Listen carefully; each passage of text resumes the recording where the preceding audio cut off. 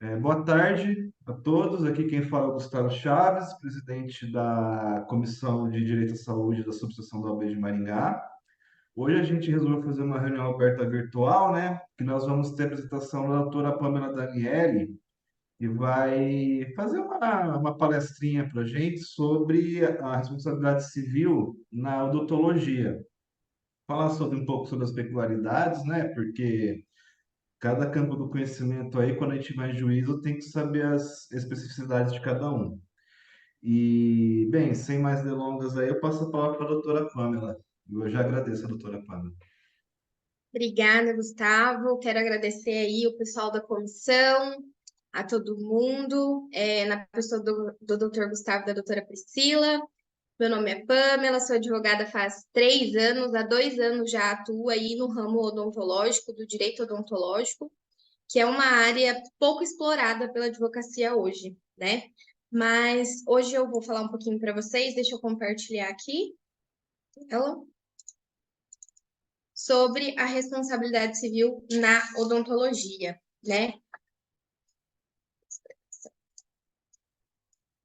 A responsabilidade civil, ela guarda uma relação de obrigação do indivíduo de responder pelos atos que ele pratica, né? Ela é conceituada aí pela doutrina como a obrigação que o agente tem de ressarcir e reparar os danos ou prejuízos causados injustamente a outra pessoa. Ou seja, ela é uma consequência natural do não cumprimento de uma obrigação.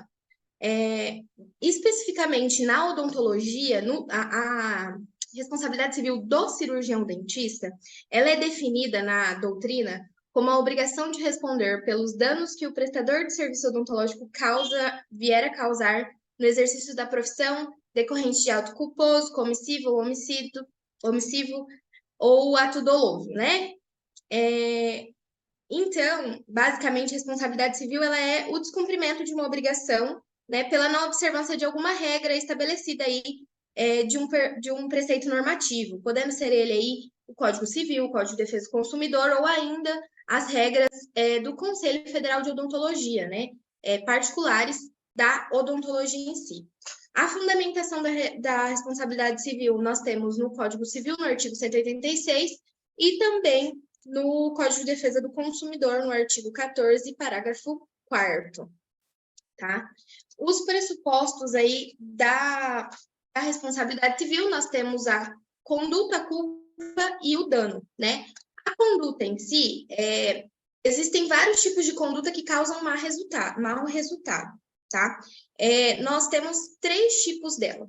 A iatrogenia, o resultado incontrolável ou acidente imprevisível, e o erro, né? A iatrogenia, ela é uma conduta que vem a causar uma lesão pelo atuar do cirurgião dentista, né? Ou seja, ela é pelo simples fato dele efetuar um procedimento, alguma coisa do tipo, ele pode ocasionar uma lesão, mas é devido a esse atuar dele. Eu posso trazer como exemplo para vocês a parestesia. O que é a parestesia? A parestesia, ela é um risco, né, que traz aí que vem a ocorrer com o paciente quando ele perde a sensibilidade de alguma parte da boca, tá? Normalmente ocorrem principalmente em cirurgias mais invasivas, tá? E assim, o fato de existir esse risco, ele não permite, ele não dá autorização que isso seja um erro. Porque, por exemplo, cada boca tem uma anatomia, né? Então, quando o profissional ele vai fazer o procedimento, ele corre o risco ali de pegar alguma terminação nervosa e causar parestesia, tá? E dessa forma, uma lesão que vem a ocorrer devido ao atuar dele. E essa lesão é um risco comprovado cientificamente. Então, ele não incorre em um erro, entendeu? Ele será como a iatrogenia. Ela é considerada, então, uma lesão devido ao atuar do profissional, tá? Os acidentes imprevisíveis, resultados imprevisíveis, incontroláveis, eles são definidos como um ocorrido devido a um caso fortuito ou força maior, né? E uma lesão que venha a ocorrer aí devido a alguma coisa externa, que não depende da conduta do profissional, né? A gente pode citar aí, de repente, uma queda de energia, alguma coisa nesse sentido, tá? E depois nós temos o erro em si, né? Que ele ocorre, então, quando a parte, ela inobserva alguma regra técnica da profissão, aí ocorre a má prática da odontologia. Vamos falar um pouquinho da conduta culposa em si. A conduta culposa, ela advém, ela é aquela que é praticada com negligência, imprudência ou imperícia, né? A negligência, ela é a ausência do emprego de precauções adequadas. A imperícia, a incapacidade. Eu vou citar um exemplo para vocês de imperícia. Dentro da grade curricular da graduação de odontologia, não se tem a especialidade de implantodontia. Então, a partir do momento que um profissional ele atua como implantodontista sem ter a especialização, ele faz uma conduta culposa incorrendo em imperícia, porque ele não possui aquele título. E depois nós temos a imprudência, né, que é a inobservância do dever de cautela do profissional, tá bom? Outra coisinha que eu queria lembrar é que um erro odontológico, ele nem sempre é uma má conduta, ele sempre é uma má conduta. Já uma má conduta, nem sempre ela é um erro odontológico, porque pode ser uma iatrogenia ou pode ser aí um resultado imprevisível, tá? Então, sempre, o erro, ele sempre vai ser uma má conduta, mas uma má conduta, às vezes, ele não vai ser um erro odontológico. Visto isso, nós temos o dano. Que o dano todo mundo conhece o dano que vai ocorrer ao paciente, que pode ser tanto na ordem psíquica, na ordem física, na ordem estética, né? E ele é imprescindível aí para ocorrer a responsabilização civil do cirurgião dentista. E ele é conceituado como a subtração ou diminuição de um bem jurídico, qualquer que seja a sua natureza, quer se trate de um bem patrimonial, quer se trate de um bem integrante da própria personalidade. Outro pressuposto importantíssimo para caracterizar a responsabilização civil do cirurgião dentista, mas depois nós temos também o nexo de causalidade. O nexo de causalidade é a relação que tem entre a conduta humana antijurídica, né, ante os preceitos, as normativas da profissão de cirurgião dentista e o dano sofrido, né? Ele é conceituado como o estudo da relação etiológica entre um determinado evento, um determinado feito ou alteração à integridade física e psíquica. Nós podemos, inclusive nós temos nexo de causalidade em condutas omissivas dentro da odontologia, né? Eu posso citar para vocês como um exemplo de omissão profissional a não confecção, né? Quando o profissional não faz o prontuário, tá? Claro que nós devemos analisar, cada caso é um caso, mas deve ser analisado de perto a particularidade. Mas, por exemplo, quando um profissional ele deixa de fazer o prontuário ou de preencher da forma correta, constar ali tudo que foi feito durante o atendimento ou que não foi feito, também é muito importante. Eu sempre falo para os meus clientes que a falta, ela deve constar no prontuário, porque isso vai interferir no final do procedimento, no final do tratamento do paciente, né? Tudo isso deve conter lá.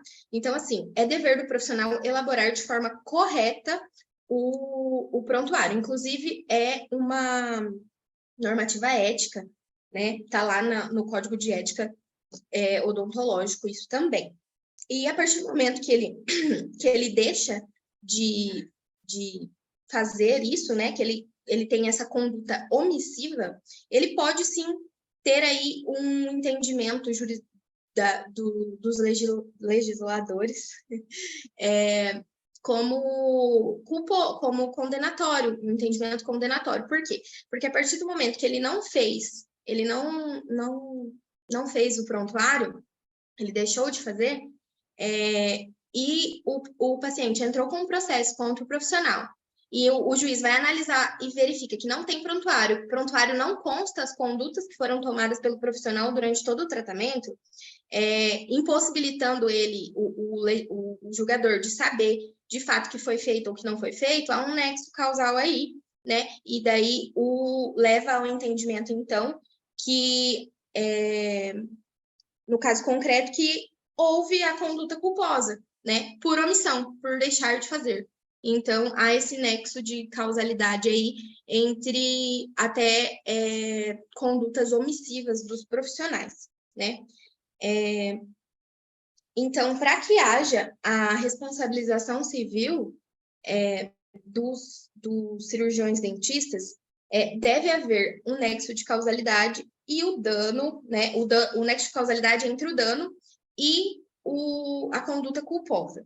Se ele não ficar caracterizado, essa ação que o paciente entrou por erro odontológico contra o profissional, ela deve ser julgada improcedente, tá bom? E voltando lá no início do que eu falei sobre a responsabilidade civil na odontologia, a responsabilidade civil, ela advém de uma obrigação, né? O profissional, ele tem que cumprir uma obrigação junto ao paciente dele, certo? E após isso, então, nós vemos que é classificado na odontologia em 2 tipos de obrigações: as obrigações de meio e as obrigações de resultado. As obrigações de meio quando são procedimentos mais do dia a dia, procedimentos às vezes de extração, limpeza, uma coisa mais, não vamos tanto para a parte estética na obrigação de meio.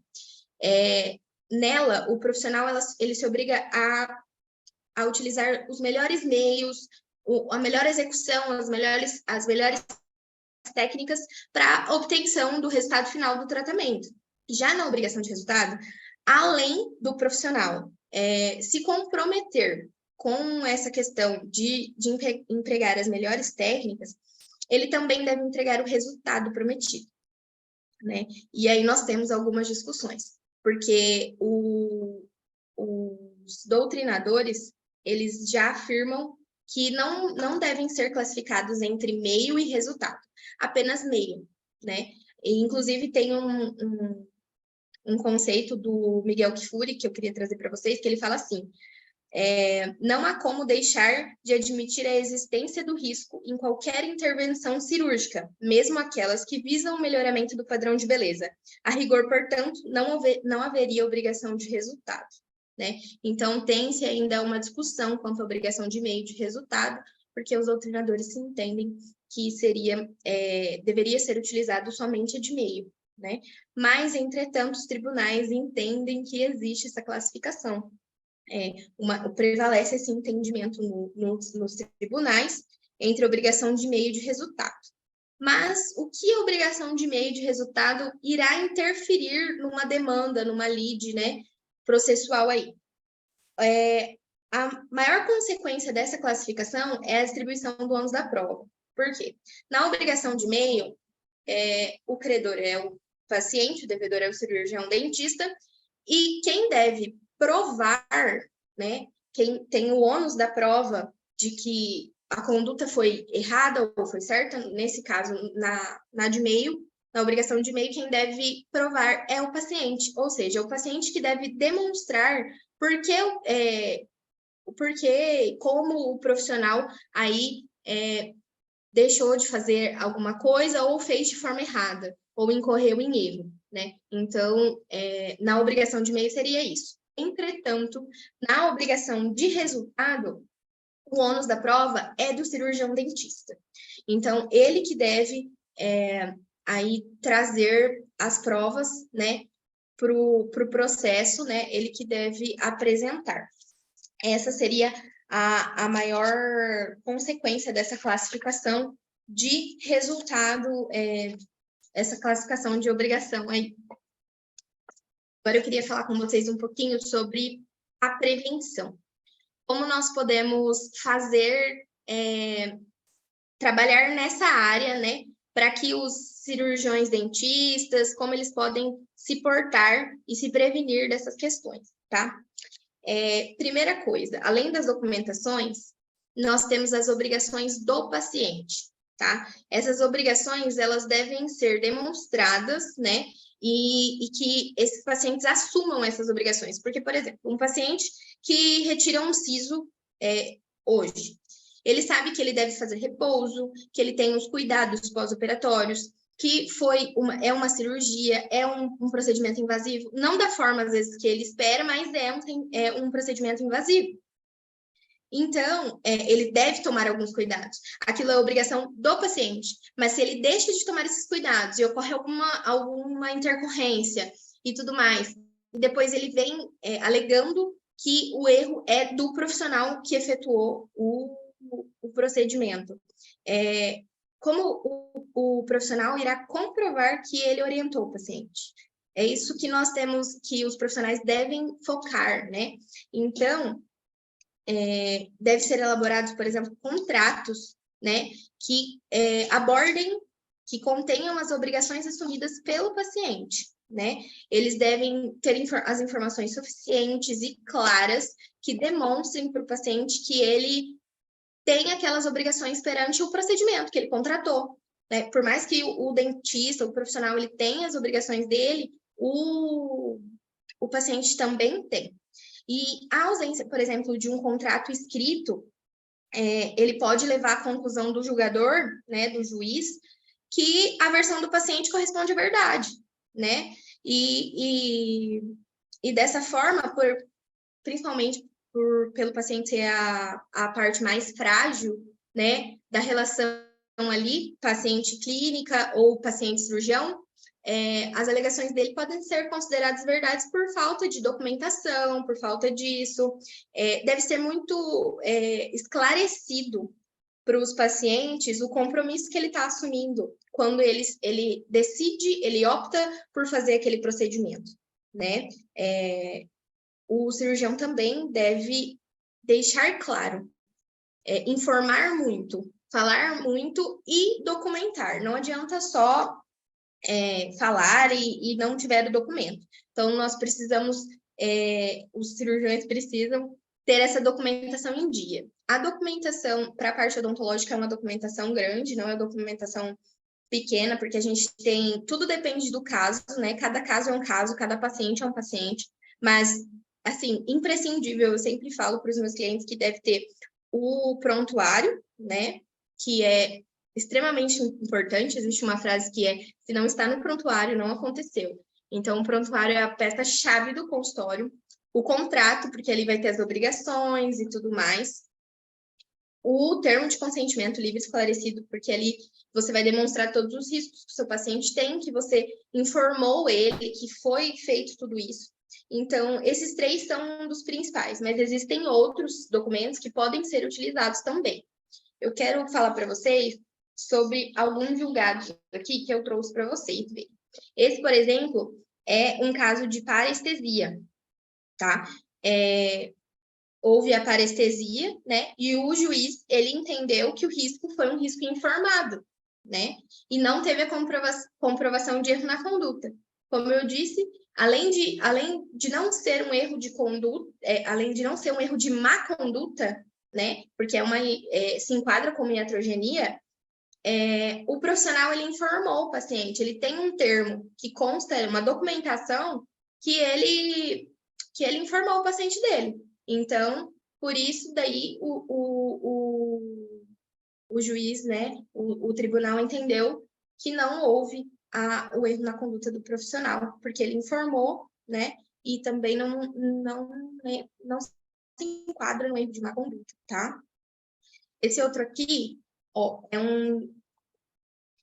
relação, tratamento dentário para realização de implantes, confecção de prótese dentária, alegações de que houve erro e que o réu abandonou o tratamento. Obrigação de resultado. Obrigação de resultado por quê? Porque se trata com a parte estética, né? Estamos falando de prótese, de implantes, o sorriso da pessoa, e que às vezes não, várias vezes o paciente acaba alegando numa ação, por exemplo, danos até na parte psíquica por conta disso, né? Então, acaba entrando como obrigação de resultado no entendimento do tribunal, lembrando isso. Nesse caso, o paciente ele não concluiu o tratamento, né? Ele abandonou o tratamento por 1 ano. Se esse profissional ele tiver, por exemplo, uma notificação de abandono de tratamento, com certeza facilitaria a vida dele e a defesa dele. Isso eu tenho certeza. É uma documentação muito importante e muito pouco utilizada, né? E que às vezes depois, o paciente depois de 1 ano veio atrás e entrou com um processo por erro contra o profissional. Então, temos que se atentar para esse tipo de documentação, esse tipo de particularidade. Esse daqui é um outro julgado, que também é sobre obrigação de resultado. Requerido não comprovou a correção do serviço e a ausência de culpa do resultado insatisfatório, né? A existência de culpa por parte do prestador de serviço quando não é alcançado o fim pretendido. Basta ao lesado provar a finalidade do contrato não foi alcançado. Então, assim, é obrigação de resultado. Quem tem que provar? O cirurgião. Não comprovou, perdeu a ação. Então, essa obrigação de resultado, o não comprometimento com o resultado, ele deve conter em termos, em contratos, ele deve estar constando aí para o paciente, para que fique nítido para ele, né, que também depende de outros fatores. Por exemplo, um Botox. Nós sabemos que o Botox, por exemplo, se o paciente toma muito relaxante muscular, vou dar um exemplo. O tempo de duração dele é menor do que os demais. Então, isso deve ser informado para o paciente, porque se não foi, ele pode alegar. Não fui informado disso e tudo mais, e depois o profissional vai comprovar como, né, que ele informou esse paciente sobre isso. Então, a documentação é extremamente necessária por conta dessas questões. Esse daqui também é um outro de obrigação de resultado, né, quanto à inversão do ônus da prova, que também foi feita para o profissional e que ele teria que comprovar, e ele não tinha documentação para comprovar que ele informou o paciente dele daquilo. Então, assim, muito menos que o paciente tinha obrigações também, né? Que tem todo um após a aplicação de toxina botulínica, preenchedor e tudo mais, pós uma cirurgia de implante, tem os cuidados a serem tomados. Então, assim, o profissional, ele deve, né, se defender da melhor forma, mas para isso ele precisa se prevenir com documentos corretos, né? Ele precisa ter os documentos que mostrem lá para o paciente e também esses documentos, além de ser apenas feito e dado para o paciente assinar, não, ele deve ser esclarecido, ele deve ser informado da melhor forma. Eu sempre digo que os profissionais, às vezes, eles incorrem aí em demandas judiciais, principalmente por conta do atendimento, né? Então, o atendimento ao paciente, ele começa desde a secretária, né, e vai até o profissional. Então, ele deve ser feito da melhor forma desde lá do começo, né? Porque os profissionais, eles devem informar desde o começo como é feito as coisas e tudo mais. Então, seria mais isso mesmo que eu vim trazer hoje, essa parte de responsabilização e como a gente pode prevenir isso para os profissionais cirurgiões dentistas e como elas incorrem, tá bom? Gustavo, alguém tem alguma pergunta? Primeiro agradeço a doutora Pamela, né?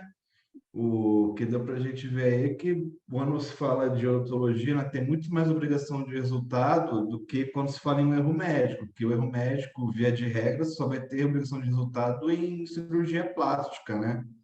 Sim.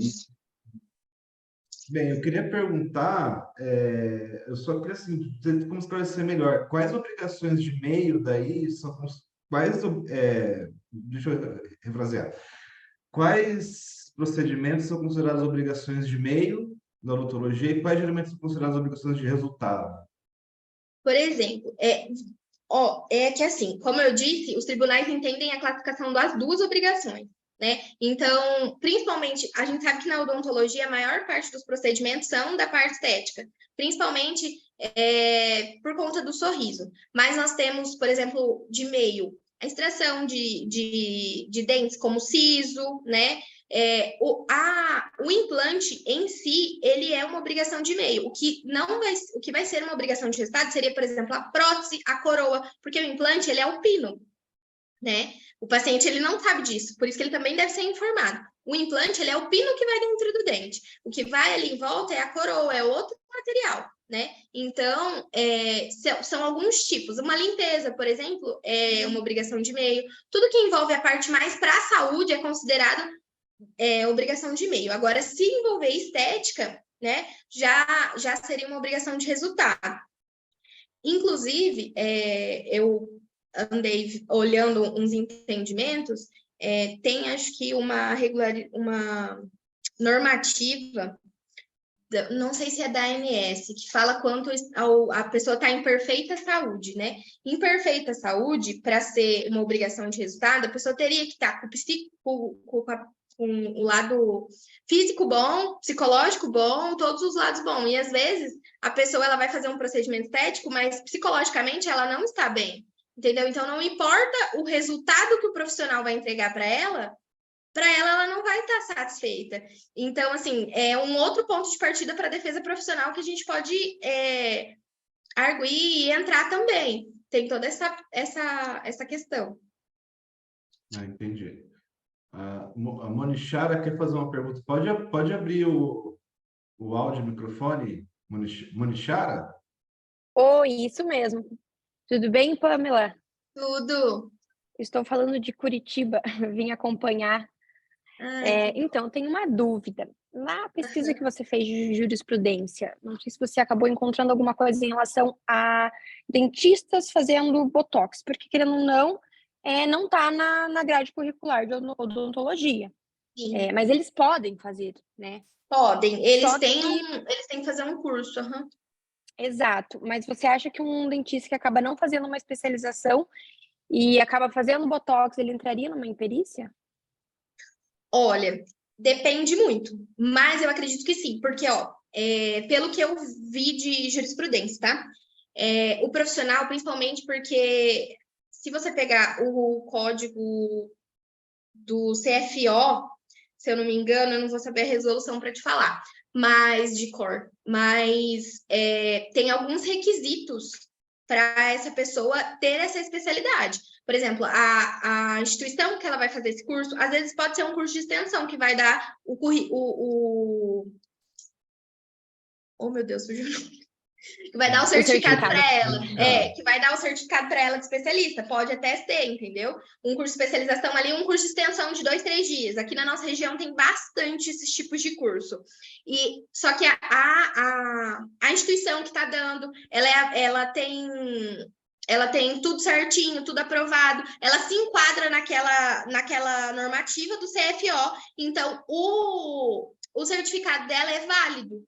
É isso que tem que observar, porque por mais que às vezes a pessoa não tenha uma pós-graduação em harmonização facial, mas ela tem um curso de extensão, já é válido. E hoje nós temos até essa regra estendida para os fisioterapeutas. Saiu, acho que faz 1 mês ou 2 meses, pelo COFITO, uma resolução também que autoriza fisioterapeutas a aplicar botox, toxina botulínica e preenchedor, se eu não me engano. Muito obrigada, doutora. Nada. Mais alguém? Alguma pergunta? Eu vou falar, né? Pode falar. Vocês sabem que eu gosto de falar. Vale. Então, Pamela, gostei bastante, parabéns pela apresentação. Obrigada. Eu queria, na verdade, só assim, reforçar aquilo que você já falou, que nem a Monicara falou um assunto interessante, que hoje em dia os dentistas não estão só limitados a procedimentos só na boca, né? Então, hoje tem essa parte toda estética que também está podendo atuar. E, assim, a recomendação que é dada, né, é que qualquer procedimento estético que tenha realmente certificados, cursos, que isso já valida a capacidade do profissional, né? Isso é bem importante. E que também, que você falou na parte do termo de consentimento informado, né, que tem que ser bem completo, todos os dentistas que forem fazer esses procedimentos estéticos, eles têm que ter também esses termos, explicando qual é o que vai ser feito, qual produto Sim. utilizado, colocar e colocar Exatamente. principalmente se aquele procedimento pode ocorrer algo ou não, pode ter uma reação alérgica, Sim. e o pós-procedimento, o que o paciente pode fazer, o que não pode. Então, assim, isso abrange a qualquer tipo de procedimento que for realizado. A documentação e a anuência do paciente é importantíssimo, né? Sim. Porque, como você falou, você vai fazer um procedimento para a pessoa ficar bonita, aí a pessoa está aquelas pessoas que têm problema com a autoimagem, né? Ela tem problema já com a autoimagem, né? Você pode fazer o procedimento que for, ela não vai estar satisfeita e ela pode te trazer um problema. Então, é sempre bem importante a documentação e principalmente agora, com muitos procedimentos estéticos que estão sendo liberados aí para os dentistas, para tomar bastante cuidado, né? Porque Nós, tem como que ser advogado, temos que feito, né? estar sempre atualizados quanto a esses novas resoluções que vêm saindo e vêm autorizando. Porque para quem, por exemplo, é bucomaxilo, quem tem especialização em bucomaxilo, eles têm mais liberdade de atuar na parte estética, né? Sim. Por exemplo, tem várias coisas que dentistas estão fazendo aí, e muita gente também está fazendo muita coisa que às vezes acha que pode e nem pode. Isso. Né? Na verdade, o ideal é verificar antes, né? O que o conselho está permitindo. Exatamente. Né? Se tem, é o que eu falo, tenho todos os conselhos, tanto de odontologia, de medicina, dos médicos, né? De fisioterapeuta, da enfermagem, todos eles é muito rico de informações. Então, se você quer fazer uma busca para você ter certeza, ou então, se você tem uma assessoria jurídica, então, com certeza vai te dar orientação, vai te dar os termos necessários, né? Eu acho que isso é bem importante a gente frisar, porque o principal é isso, né? Você tentar aí se proteger e fazer tudo certinho, que aí ajuda bastante a gente, né? Muitos profissionais também acabam fazendo marketing e publicidade em cima de algumas especializações que eles não têm título, tá? Isso também incorre aí, além de incorrer num processo ético, cível e até criminal. Porque, por exemplo, implantodontista, eles não têm essa matéria na faculdade, porque orto ainda tem, né? Prótese, eu acho que tem. Então, você já tem aquela matéria na faculdade, você não pode se declarar especialista, mas você pode atuar na área, entendeu? Sim. Agora, por exemplo, o implantodontista, ele não tem essa matéria na faculdade. E tem muita gente fazendo implante aí que não tem especialização. Então, assim, e sem contar também que tem muitos profissionais que têm a especialização, mas não é registrado no CRO. Então, depois acontece alguma coisa, incorre aí um processo judicial e vai lá puxar no CRO, a pessoa não tem especialização. Sim. Tudo isso dificulta e acaba trazendo até num problema aí com o paciente, isso acaba prejudicando, né, o profissional. Com certeza, prejudica o profissional. Por isso que tem que ser feito muito bem uma análise, igual eu falei naquele caso do paciente de abandono de tratamento. São muitos documentos que podem ser utilizados na odontologia, que devem ser utilizados na odontologia, porque às vezes uma documentação dessa, o profissional não teria nem passado por um processo judicial. Porque se o paciente tivesse sido notificado do abandono de tratamento, com aquele documento na mão e levado para um advogado, eu quero acreditar que nenhum advogado entraria com uma ação, né? Então, é uma coisa que previne. E muitas vezes os profissionais, eles nem sabem que eles têm esses meios e que eles podem se utilizar desses meios para se prevenirem e para se defenderem em um eventual processo. Sim, e o abandono de tratamento, quando é muito longo, é muito comum as pessoas abandonarem, né? Muito comum, principalmente ortodontia, né? Que é aparelho, o pessoal abandona muito. Aí depois dá um efeito, mais coisas fica complicado. E aí às vezes larga de um dentista, larga tudo. Aí procura outro dentista, aí o outro dentista que pega já com abandono, também pode ter problemas. Então, é bem importante documentar que está pegando de outro profissional e que estado que está pegando, né? Sim. Tudo que pode acontecer tem que estar lá marcadinho no prontuário, né? Que é uma segurança para o profissional, né? O que não está no prontuário não aconteceu, né? Então, tudo tem que estar lá. É o que eu falo, a falta é uma coisa que deve constar no prontuário, porque às vezes o paciente falta, chega lá, meu tratamento está demorando, tá atrasado, você falou que agora já estaria assim, assim, assim, mas olha lá o tanto que você faltou, né? Então, a partir do momento que aquilo tá lá registrado, fica mais Isso. fácil uma defesa em Exato. um eventual processo. Exatamente. Muito bem. Não sei se tem alguém tem alguma pergunta a mais? Não? Bom, as perguntas vão surgindo com o tempo depois. Bom, acho que é Querem isso. acrescentar, mas alguém quer acrescentar alguma coisa no que eu falei? Às vezes eu falei muito rápido. Gustavo, mais alguma pontuação? O que eu ia fazer, eu já falei. Bem, então acho que vamos encerrar, né? Agradeço a doutora Pamela Obrigada, gente. pela disponibilidade, né? Até a próxima, vamos ver se a gente faz mais alguma reunião nesse formato aí esse ano ainda, né? Eu acho E, bom. bem, Bem agradecemos a todo interessante. mundo aí. Aí fica o lembrete que, para quem tiver algum colega aí que quis ver, não conseguiu ver por causa do horário, vai ficar no YouTube da Subseção gravado, tá? Tá bom. Tá Agradeço. certo. Obrigada a todo mundo, obrigada a todo mundo que está dando os parabéns aí, muito obrigada. Obrigada, pessoal da comissão. O que vocês precisarem na parte de direito odontológico, eu estou à disposição. Se alguém tiver alguma dúvida depois, só me dá um alô. O pessoal tem o meu contato, mas se precisar alguém também tem o Instagram, é Pamela Daniele ADV, pode entrar em contato comigo. Eu também sempre trago conteúdo informativo lá para os meus clientes e daí para advogados também. Então, se alguém precisar de alguma coisa, eu estou à disposição. Tá ótimo, Pamela. Obrigada. Obrigada a todos. Uma boa tarde e até a próxima reunião. Tarde. Tchau, tchau. Tchau, tchau.